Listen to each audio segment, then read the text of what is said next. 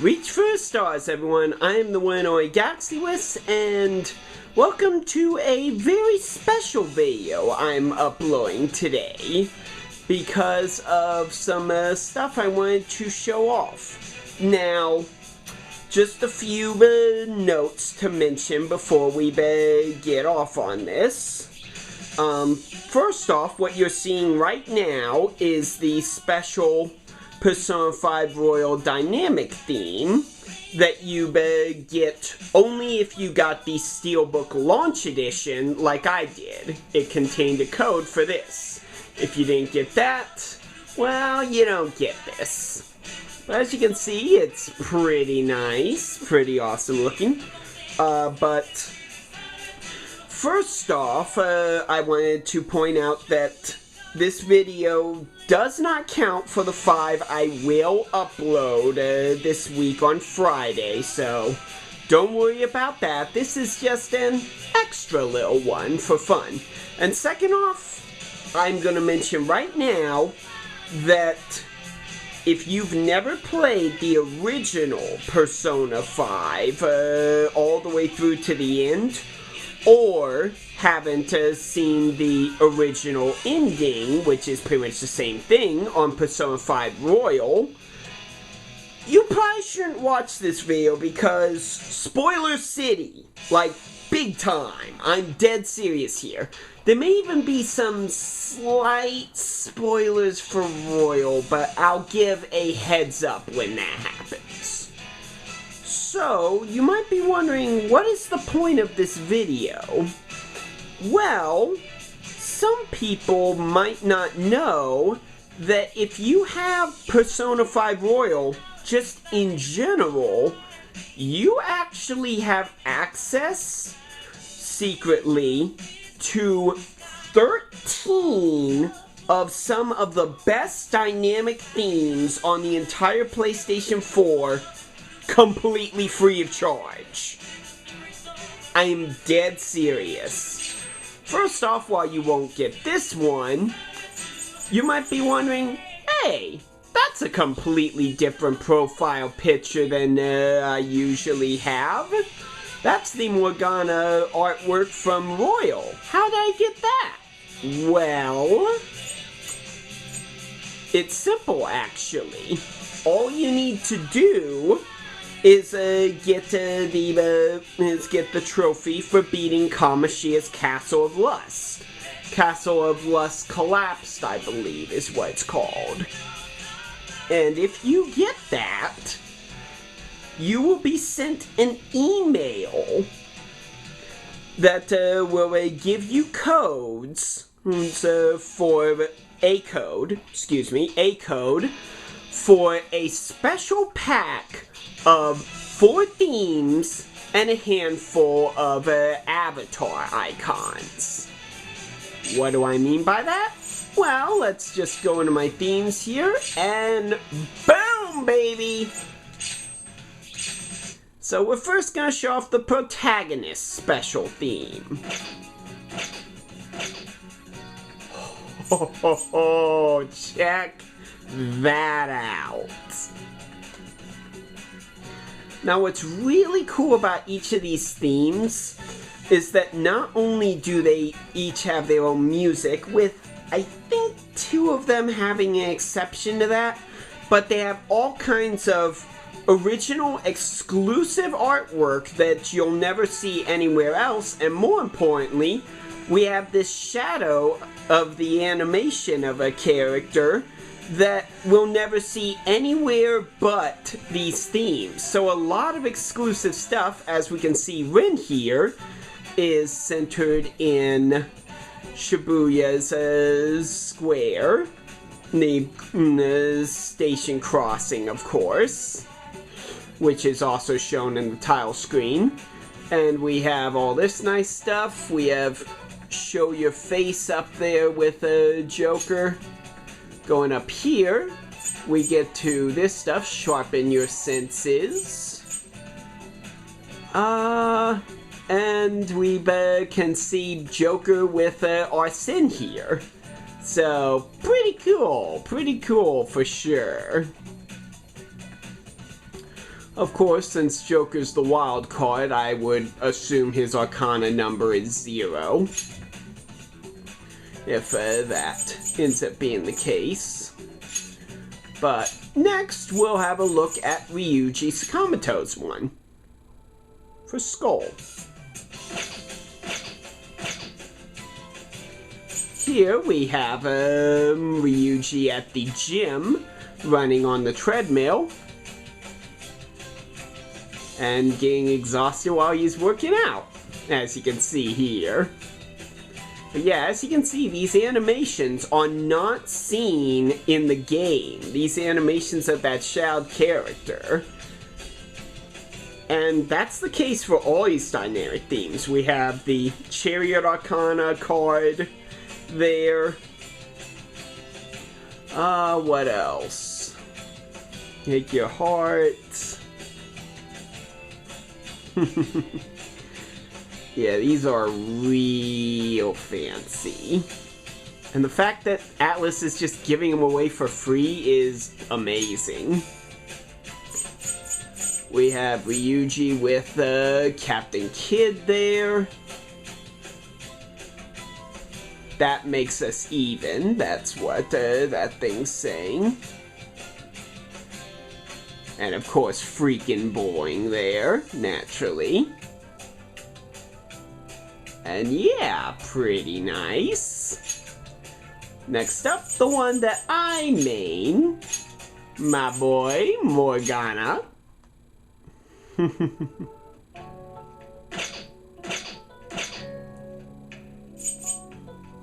Who is actually within a palace in this one. I think more specifically it's supposed to be the Thieves' Den. And it looks like he's made his way past a laser system, stealing a crown, like he does. His shadowed form is pretty darn giddy. Little too giddy for his own good. Take them down before it gets ugly. I can see up there, just barely on the top right, if you look closely, you can see his Arcana card of the Magician. If we go up here, we got that fancy schmancy picture with Zoro there. You calling me a cat? Paired with that picture, that's rather appropriate. And if you look closely, you can see his real world form at the bottom there. Scroll by along with the metaverse form, so that's kind of neat. Yeah, I quite like this theme. Nice and chill, but also quite fitting for my favorite Phantom Thief. And then finally, we have on to Kamiki here. This is the last one that you'll get from that first thing. And victory! Yay! Yep, that's fitting. And where's her Arcana card? I see the back of it up there, but is the normal card not here? That's kind of interesting. Let's go, Carmen. I can see that off to the side there. As we can see, Ann's in the station leaning up on a sign that has her plastered on rather nicely.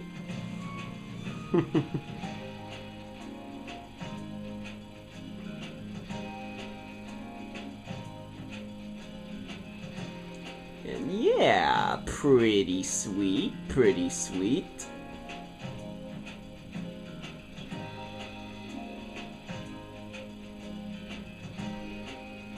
I completely forgot. I think that says. Ah! well, it's not the actual card, although I do see the card there on the bottom right. You can barely see that. And it's of the lovers, of course. And there she is with Carmen. The thing over there saying, get ready. Very nice, very nice. Now, you might be wondering, what about the other themes? Well, the next 3 themes you get for beating, and this is where the spoilers really kick off, because I haven't gone this far in the compilations I've been doing of the stuff, the highlights videos, but I'm heading there. Once you beat Futaba's palace, the Pyramid of Wrath collapses, I believe. Pyramid of Wrath collapsed, I believe is the name of the trophy. Once you get that, you will receive yet another email with another code. This time giving you access to even more avatars, as well as 3 more themes. Those themes, of course, are Yusuke Kitagawa here.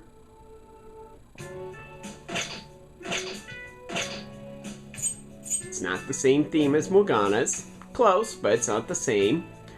And there's his Emperor Arcana card. And naturally, Yusuke here is trying to find a good shot and posing. And over there, he's in the station, more or less in the same kind of place that he's in the actual game, where he likes to hang out and do people watching. So that's kind of neat.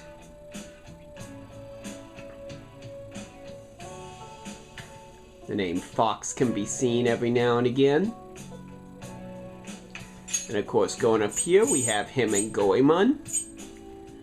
Over there, there's How Beautiful, which, interestingly enough, is actually written from right to left, which is how a lot of Japanese manga is like.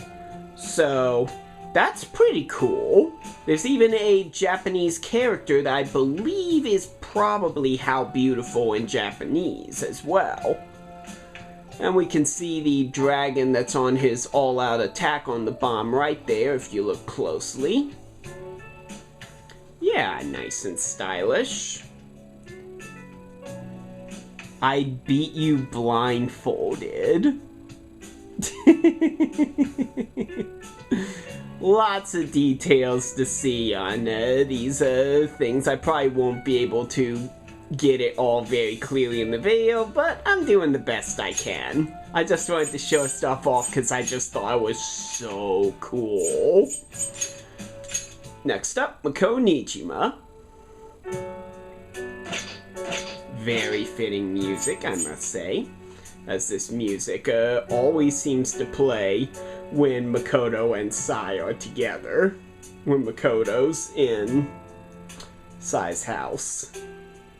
We have the High Priestess, Queen, Mako Nijima off to the side there. Say your last prayer. With the kind of creepy close-up picture there.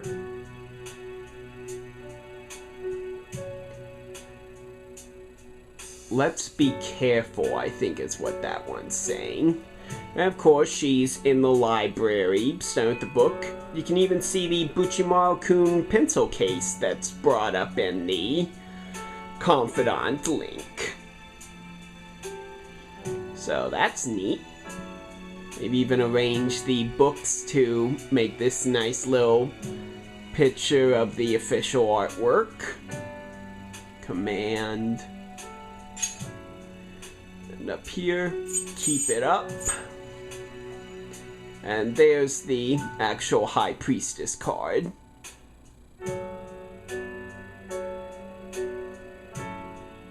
Yeah, rather nice and fitting. If you notice, her shadowed form was doing some Aikido in the process. Very, very fitting of Makoto. And of course she's got Johanna in the background there. Next up is the last one you'll get for that, Futaba Sakura. And honestly, one of my personal favorites of these themes. There's a lot to see here. Time for an all-out attack, alien in car bumper sticker. She's actually outside of Leblon, which is where you find her when you're doing the actual confidant links as well. But what's kind of neat about this, and this is a bit of a spoiler for Royal, is that this is the only theme where you can see the character actually wearing their winter gear. That is undoubtedly Futaba's winter gear that you only see in the new third semester. So that is very interesting that they did that.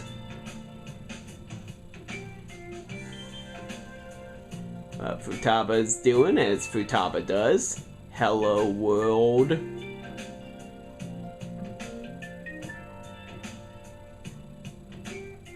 Not sure what that one said. But yeah, naturally it's playing the instrumental version of Beneath the Mask, I believe is what it's called.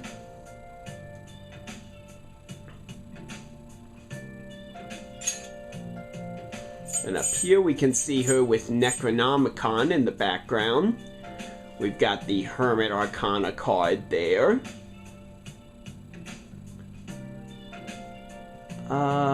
Let's see if I can get that one to show up and see if I can figure out what that's saying.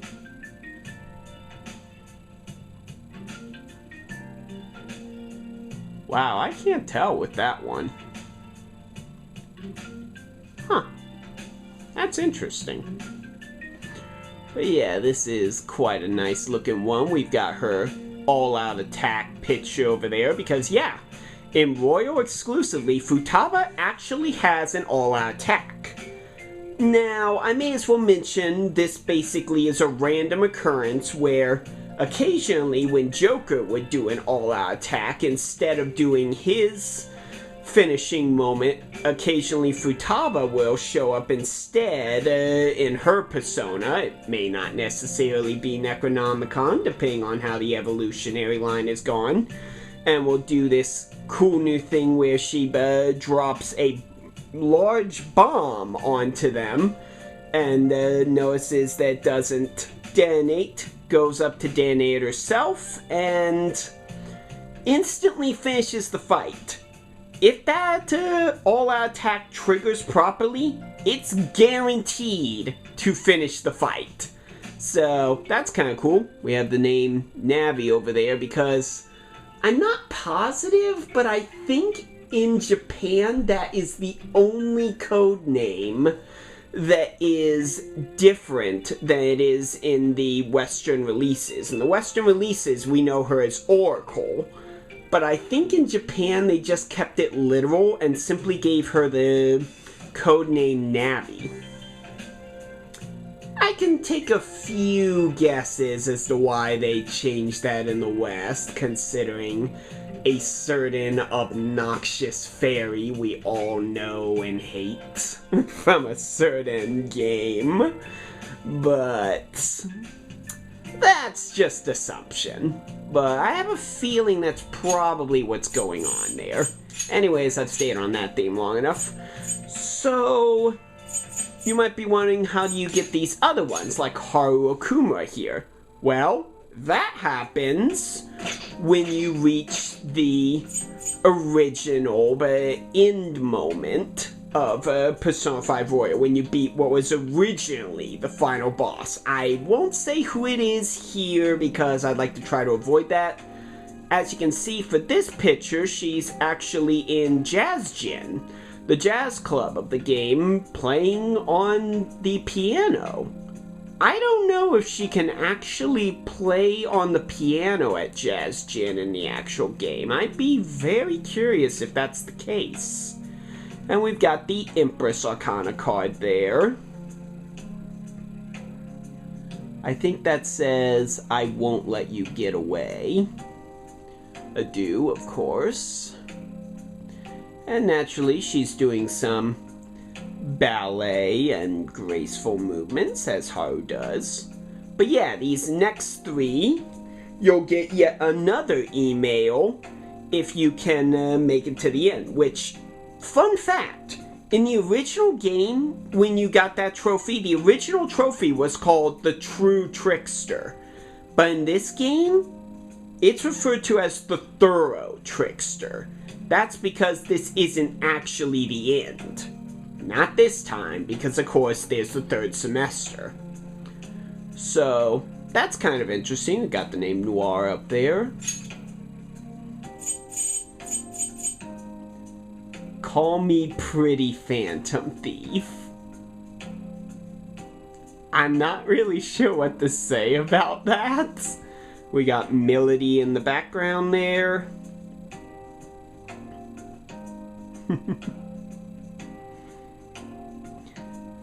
If I had to guess, I'd say that in Japan, and instead of being referred to, instead of the name Beauty Thief being given to her by Morgana, but temporarily, he just simply gets even lamer and just says Pretty Phantom Thief.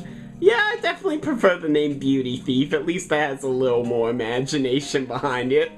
Not much, but Morgana had to come up with it out of the fly. On the fly, so. Oh, wait.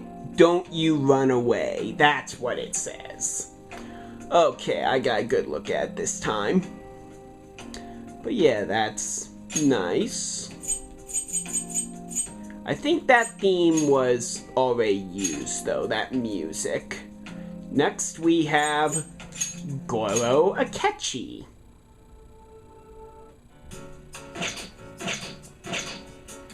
Which we have the music for the new Thieves' Den being here.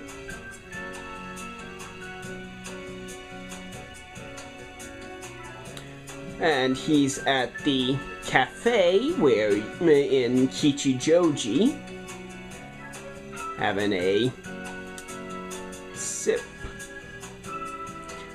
And his shadowed form here is always holding his briefcase, which is a nice touch. Feel your inferiority. Crow.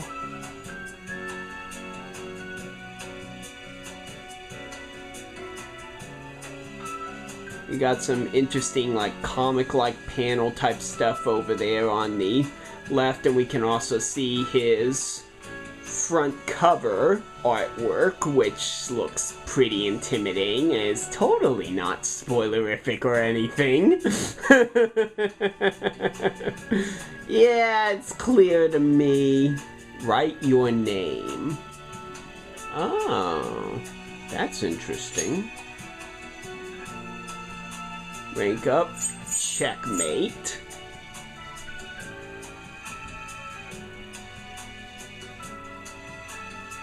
And we've got him with Robin Hood here.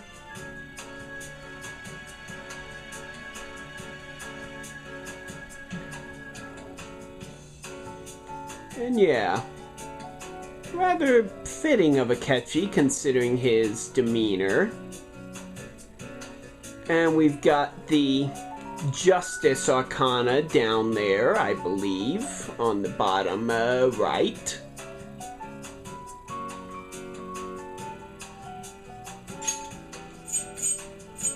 They could have gone for a different idea with Akechi, but what they did probably is better anyways. And then the next one is Yoshizawa over here,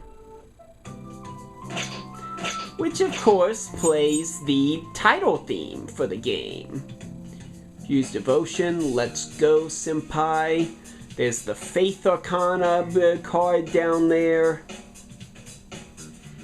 She's performing on the stage. I'm not sure where the stage is in Tokyo. Maybe it's part of Shujin? Yeah, it might be like... It kind of looks like Shujin's gym repurposed or something. That's interesting.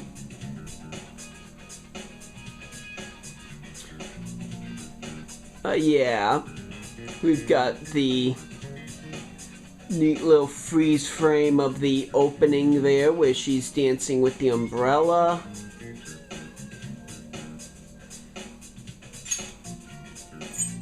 And then we've got her persona, Cendrillon.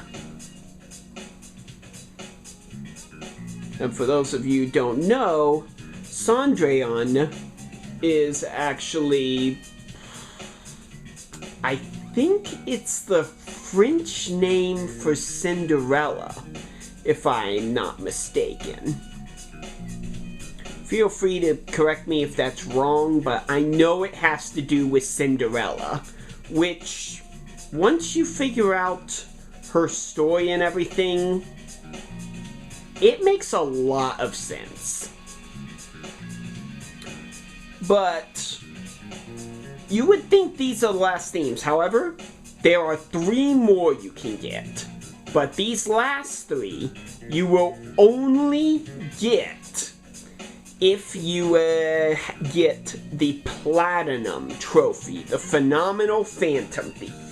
This means that you claimed every single trophy in the game. Yes, getting the true ending this time will not trigger this. You have to actually work for these last 3. And these last 3, I'm warning you guys right now, these last 3, there's gonna be some pretty major spoilers here, but I will do my best to try to not reveal too much. So the first is Justine and Caroline, which have them in what appears to be the shopping district of Shibuya. Not where their door normally is. We've even got some like chalk art here, but what's really cool is Caroline and Justine's shadow forms here really are just doing a lot more motion than we literally ever have seen them do. We have the Strength Arcana there, and their picture is having them ride a tandem bicycle. I'd be very interested if something like that can actually happen in the game. But this one's pretty neat, because they're the tenants of the Velvet Room. There isn't a whole lot of artwork and stuff. I see the word Silence Prisoner over there, though. So, that's neat.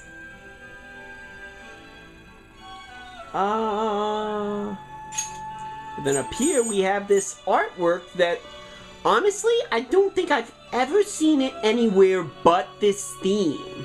I honestly don't think I've ever seen this artwork anywhere, so this was really surprising to me. Words very interesting indeed are seen there, and oh, those are inside the image of Igor.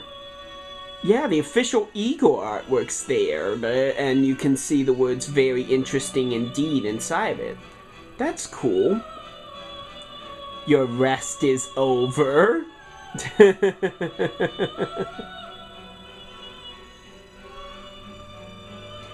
And yeah, we got the Velvet Room logo there. Pretty nice stuff here. Really nice theme.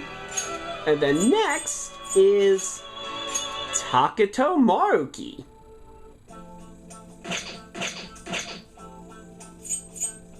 Now, I'm sure there's a number of people who are saying like, wait, They have a special theme for Maruki? Really?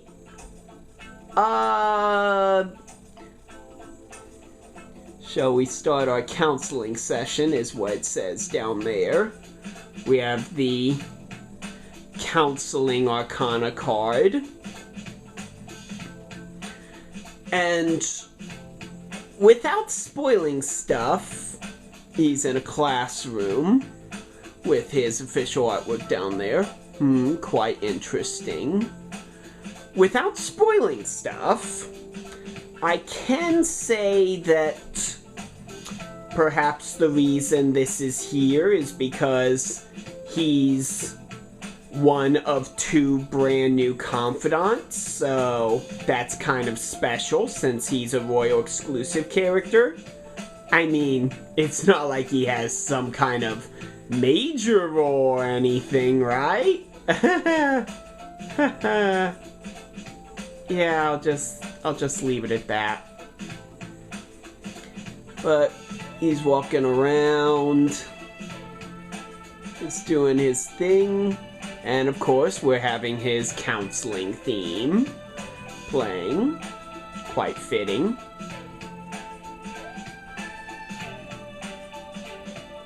Scratches his head. Over there on the left, you can see the official artwork where he's drinking an apple juice. Yes, no. Oh wow, that's kind of interesting. And we have this other artwork that, again, I've never seen anywhere but this theme, where he's got his big old report that he's trying to make throughout the game, and tripping and the papers are flying everywhere. Yeah, that's rather fitting. But yeah, this is an interesting theme here, huh? And of course you'll receive an email doing that, which will actually say, congratulations on completing your rehabilitation deal, I guess. And finally, last but certainly not least, is Lavenza.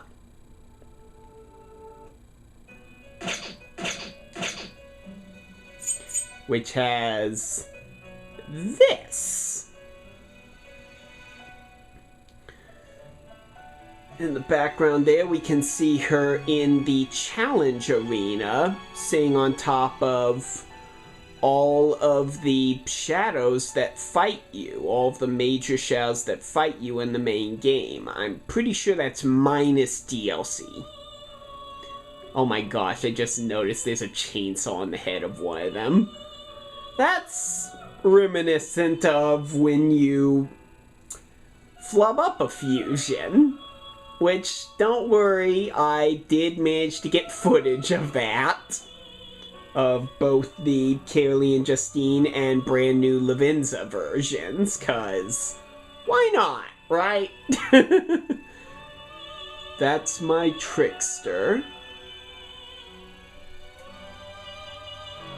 I really like how her shadow version has this one really neat animation in which she opens up the Persona Compendium right here and just has her hand over and just moves all pages and then snaps and it stops the page. That's really cool. I very much like that. And again, at the top here is artwork I've never seen anywhere else of her interacting with the butterfly, which people who have been with Persona for a very long time will remember. The butterfly has actually been a staple in Persona games since, well, the beginning. The strange blue butterfly, as it represents a character from way back when. Honestly, I find it's more fitting for Lavenza these days, but it's still a neat throwback that's been brought very modern. I quite approve. I've been waiting. There's not a whole lot of details to look at here, but it's just really, really nice to look at. So, if you don't mind, I'm going to swap it back to Mona over here. And I'll end the video by showing you guys the various avatars you can get. And you'll see when I go into this that my profile here, I managed to get that picture. Yeah, I'm really proud of that. I actually managed to snap the picture first try, which is really cool. Yeah, Haru's missing from the shot, but there isn't much I can do about that. Besides, it's such a cool picture, I don't even care. But, yeah, we got a really nice looking thing over here. And I'm gonna quickly edit the profile so I can take a look at these huge amount of avatars I was given. So, I'm not gonna say what all these are, but you just got all kinds of different pictures and stuff. Even stuff from, like, Morgana's Showtime. Here we've got the overly stylized Morgana and On over here. The app logo.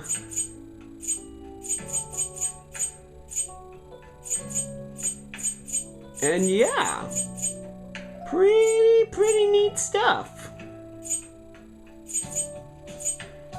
So yeah, I just wanted to show off all that stuff. Now, for those of you who are wondering, because you may have heard that these themes have been having a bit of trouble getting actually put onto people's emails properly. Well, thankfully, there is a way to get around this and still get your free themes. All you need to do is do what I did, because honestly, the only email I received that told me that these things were even around was the Platinum Trophy one. When I received that, I felt it was highly likely I could get the others and decided to give it my best shot. And I did that by contacting PlayStation via their website.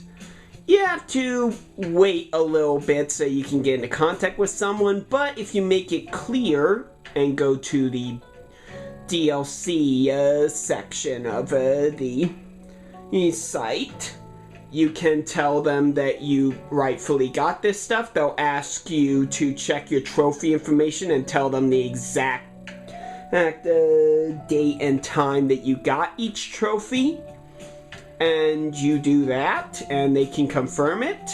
They will just give you the codes to the themes. That's what I did, and I got every single one. And the themes and avatars would just all come together. So yeah, this is just a cool little video I wanted to show off of that. But before I go, I wanted to mention one additional thing, which is that one of the trophies, probably the most problematic trophy people will have, is beating the Reaper. Now, let me explain.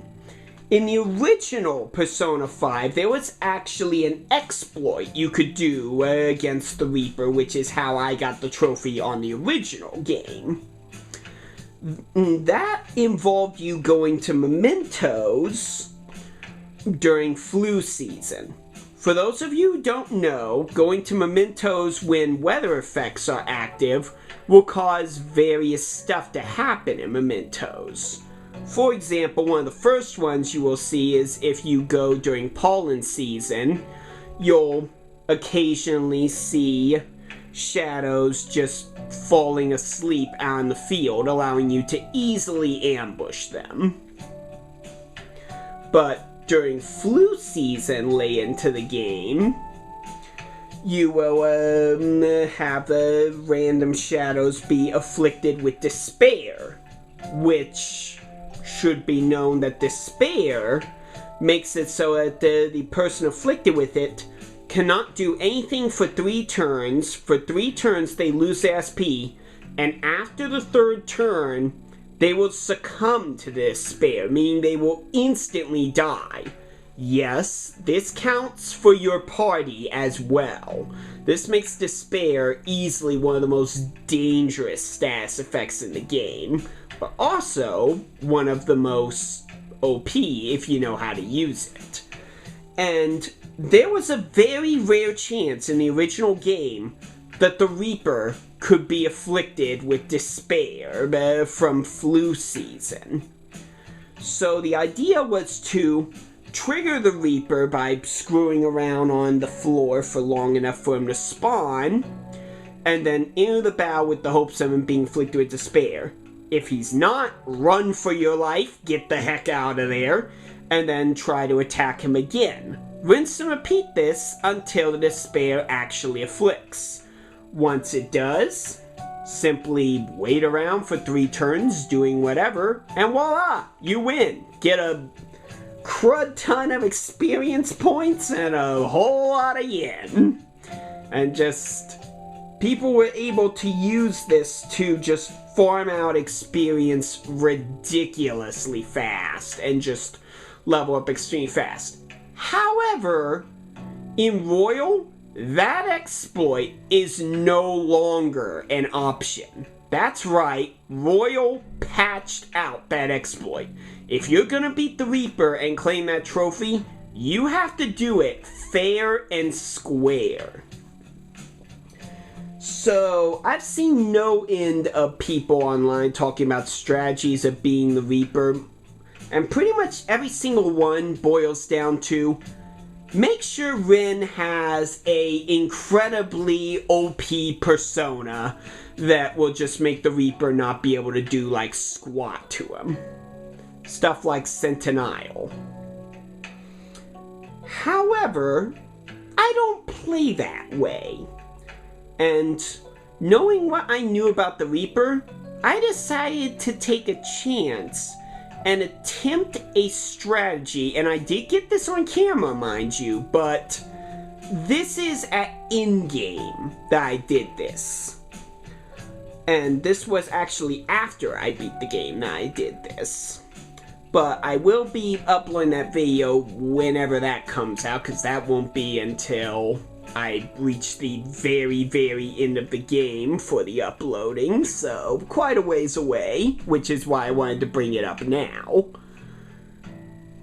I may eventually, when I upload that thing, add a link right about now to that video so you guys can watch it rather than hear me talk about it, but until then, I'll explain what my strategy ended up being, as I think I'm one of the only people who actually came up with a way to beat the Reaper, not only not using an overpowered persona for Rin, but actually having the teammates, my party, being the key to beating the Reaper. I actually managed to find a way to do it with Rin pretty much just looking cool. And it's still totally legit. So, warning, I'm going to mention a part of the 3rd semester that maybe not everyone knows about, even though it was widely revealed. So, just a fair warning, some potential major spoilers right now. But in the 3rd semester, a new section of mementos gets opened up. Additionally, your teammates and the Fan Thieves as a whole will now be able to access a brand new 3rd tier evolution to their personas. A 2nd evolution, if you will.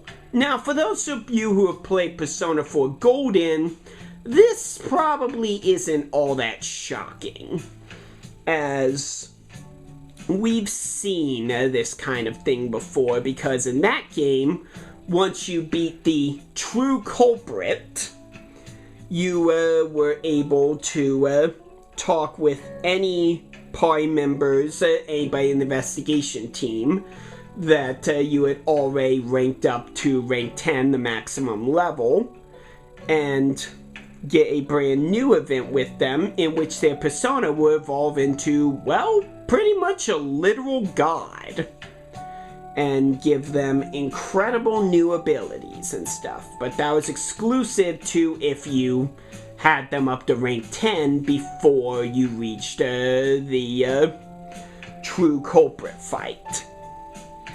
Something similar happens in Royal here. You still need to get them to rank 10 before the new third semester triggers, assuming that you trigger it properly, of course, which, for those of you who don't know, is done via getting Takuto Maruki's confidant level to rank 9. I would also recommend getting Akechi to rank 8 before his betrayal, and Yoshizawa to rank 5 before the Day of Reckoning.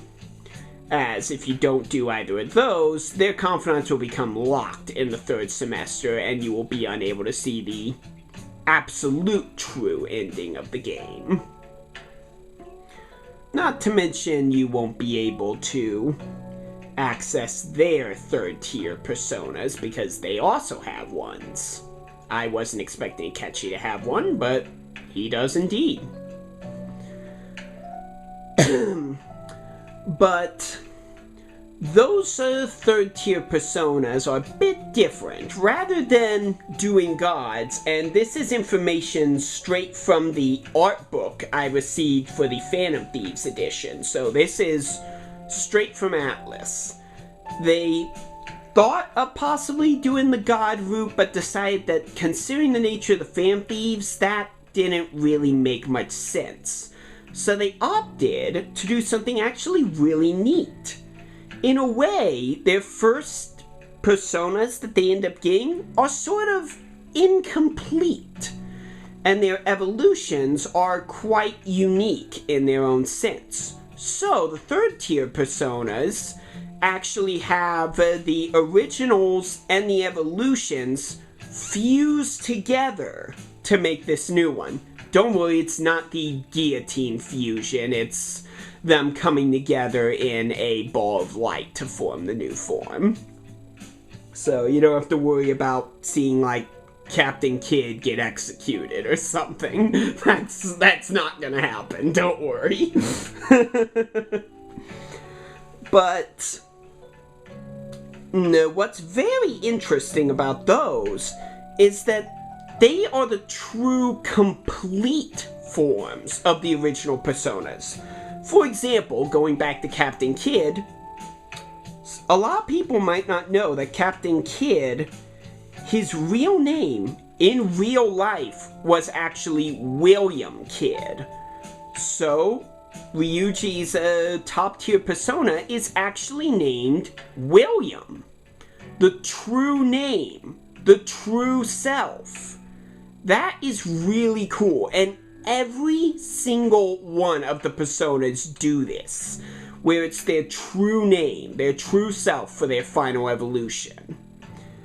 So, I just thought that was really, really cool. Oh, and by the way, if you want to see Joker's evolution, that's actually DLC. That's part of the Persona pack, so I bought that after I finished the game once I realized that was the case, because, well, it's the one DLC I hadn't bought prior to finishing the game. So, that and the fact that it was actually an important persona that was in that pack convinced me to, go ahead and do it. So, why am I talking about these third tier personas? Well, because for me, they were the key to topping the Reaper at last. Now, you don't need those, but that was how I managed to do it. How did I do it? Well, I had my team of Morgana, Yusuke, and Haru. These were the key players. Morgana, of course, as usual, is in the healing role. Seriously, if anyone tries to tell you there's a better healer in the game than Morgana, you can just laugh them off the stage because they are lying through their teeth and are just in denial. There's a reason Morgana's ability is Proud Presence, which doubles the effect of healing items. It's so good that I can literally take a Meteorama to the end and still have it be incredibly useful. Don't even have Meteorahan. You don't even need it. If you want a backup, just go for Salvation. That can be used if things get really, really bad to literally put your team right back into fine shape. Why not? But Morgana was on healing duty. Yusuke used his new move that he got from his third tier persona, which pretty much does Heat Riser for the entire party. For those of you who don't know, Heat Riser increases the stats of the member, increases all of the stats of the member for a temporary amount of time. And normally it's only used for one person, so being able to do it for the entire party is pretty major. Obviously, this means you could just do it for each individual member, but I found it pretty good. And honestly, you don't even need to do that if you don't want to. I just found it was really good because it made it highly likely for them to dodge moves and stuff. So, in truth, if you want to do it earlier than the in-game, you could always use Masukakaja, which increases the evasion for all your allies. That should suffice rather well as well. And a Murakukaja if you're really nervous to increase your entire team's defense. The attack isn't super important, it just makes things go a little faster is all. And Haru was the key to this all, as I had her use Life Wall, an ability that made it so that she casted Makarkon and Tetracon at the same time on the entire party. Now, in truth, all I needed was Makarkon, but I decided to do that for everyone just in case the Reaper got any smart ideas. The reason for this is because this actually aggroes the Reaper. Normally this is a terrible idea to use Makarkon on somebody, because it'll make him get really ticked off and just use Concentrate and Megadolian over and over and over again, which is normally incredibly destructive.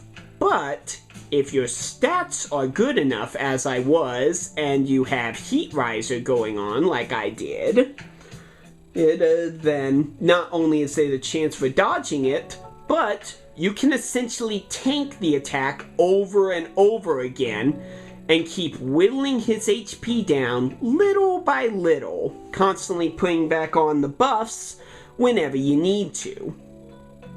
As long as that Makarkon stays, which it should, because he refuses to attack while that is in effect, without it being an almighty, which is Megadolian. As long as that's in effect, he will just keep doing this very simple pattern over and over again, and now you just need to grind it out, survive, and eventually take him down. Thanks to this, I was able to beat him 5 times in one trip, with only having to use a few items here and there. Mostly it was items to restore Yusuke's SP, since he kept wasting it using that move.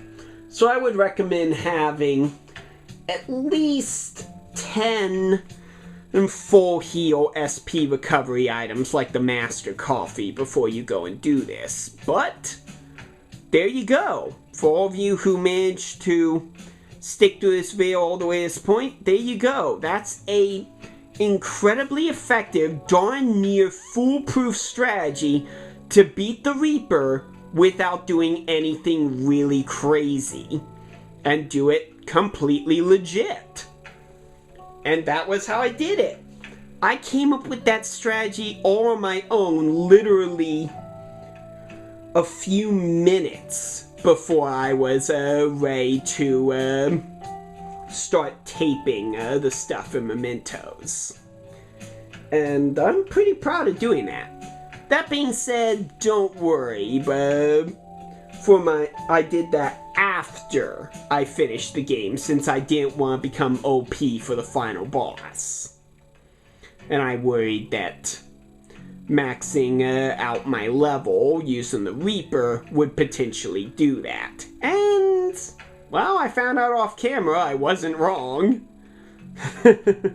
I'll probably make a special video of the Thieves' Den later down the line, talking about some other stuff and my overall impressions of the game and other such things. But yeah, I just wanted to make this nice little video here showing off this really cool stuff that you get just for owning Persona 5 Royal and playing the game effectively. I mean, come on, Atlus deserves so much credit and admiration for doing stuff like this. They literally gave us things like this for free, just for buying their game. I mean, can you really say that about most AAA developers? Seriously, Atlus is on a whole other level. They deserve so much more recognition than they get. They deserve to be some of the top companies of video games. They have just quality that, it's beautiful. It's absolutely beautiful. I never could have imagined they'd go to this extreme. Alright, but that's enough of Morgana slamming himself into the screen, attempting to break the fourth wall. So, on Friday, of course, as per the usual, as of the release of this video, I will be uploading the next 5 videos to this series that I'm doing of basically highlights from my first playthrough of the game. And I hope you guys look forward to it. I will continue to deliver the best quality I possibly can, and who knows, maybe by the time I finish uploading everything from Persona 5 Royal, I'll have a lot more options to improve Let's Plays and other such stuff. And maybe be able to finally accomplish a dream of being able to make a large variety of videos and do all kinds of other series. But time will tell, to be sure, and this video's starting to approach the hour length, so I'm going to probably call it here. And I hope you guys enjoyed this, and I hope that you all who own Persona 5 Royal decide to give this stuff a try. Check your email. Who knows? You may be in for a very pleasant surprise. And be able to just Phantom Thief up your entire PS4 like I have. But that's up to you. Anyways, until I talk to you guys again, which most likely won't be until I start getting into the spoiler territory for my videos. I hope you guys all have a great day, and until next time, thank you so much for your continued support, and to all my viewers, subscribers, and overall fans out there, as always, may the stars shine down on you, and remember to keep hope alive in your hearts. Those who have finished Persona 5 know why I keep saying that. I'll just leave it at that. Alright, bye!